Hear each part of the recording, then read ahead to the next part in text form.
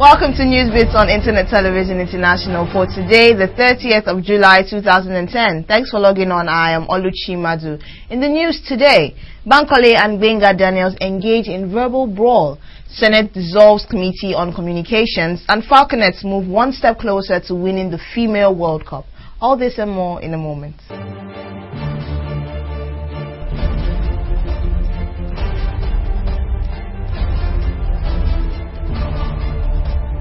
The Speaker of the House of Representatives, Dimeji Bankole, and the Ogun State Governor, Gbenga Daniels, engaged in a hot verbal exchange at the commissioning of the Songwater Bridge in Ogun State.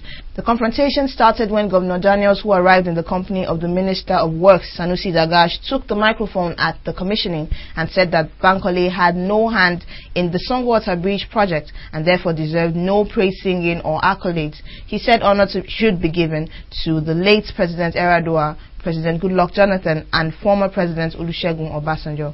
Bankole, who arrived the venue later, was briefed about Daniel's snide remarks, was visibly angry. He went straight to meet the governor, demanding to know why he should speak ill of him in the public. Bankole eventually found his way into the bus in which Daniel was about to drive away in after much tussle between their security guards and spoke angrily to the governor for slighting him.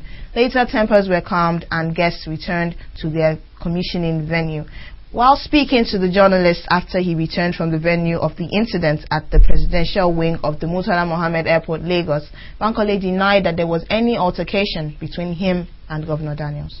The Senate has dissolved the Sylvester Anyanwu-led Committee on Communications on the basis of non-performance. It has also cleared the former Senior Vice President of MCS First Wireless Engineer Eugene Ikemefuna-Juwa as the substantive Executive Vice Chairman of the Nigerian Communications Commission, NCC.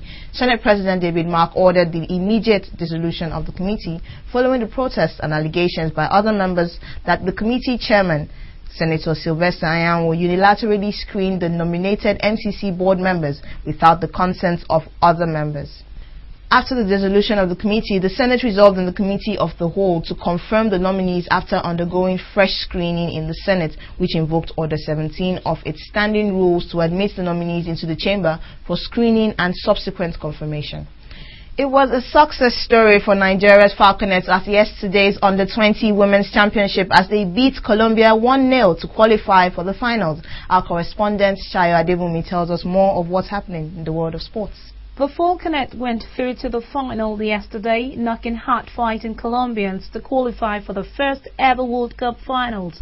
An early goal by Ebere Orji gave Nigeria the deserved 3 points, just one goal, but good enough to take the Falconets to the finals, making them the first African team to reach the final at Germany 2010 FIFA Under-20 Women World Cup.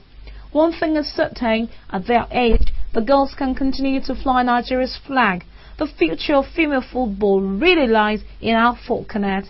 In the other semi-final game, host Germany mauled Korean girls 5-1, where 19-year-old Pope, in red-hot form, raised the tally to 9 goals in 5 matches. Nigeria will now face the German ladies on Sunday at the same venue, where they will now be enjoying home support. Back to you now, Oluchi. Thank you for that report, Shayo. 10 suspected pipeline vandals were arrested by police in Gokana local government area in Rivers State. The State Public Relations Officer of the police, Mrs. Rita Inoma Abe, said that the vandals also engaged in adulteration of petroleum products.